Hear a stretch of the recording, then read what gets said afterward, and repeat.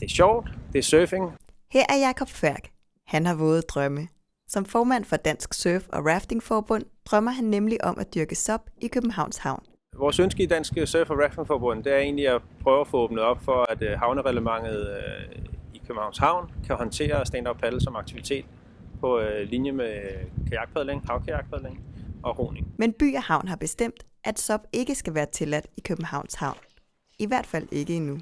Begrundelsen er, at vi sidestiller stand-up paddling med badning. Og det er ikke tilladt at bade i Københavns Havn, ud over i de badeanlæg, som er indrettet til det formål.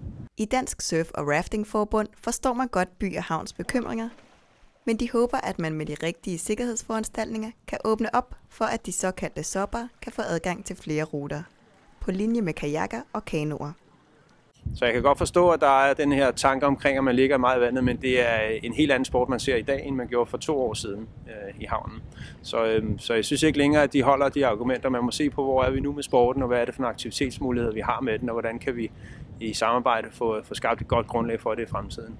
Men hvorfor er det egentlig, at SUP er forbudt i Københavns Havn? Det er jo ikke, fordi vi ikke kan lide sopperne.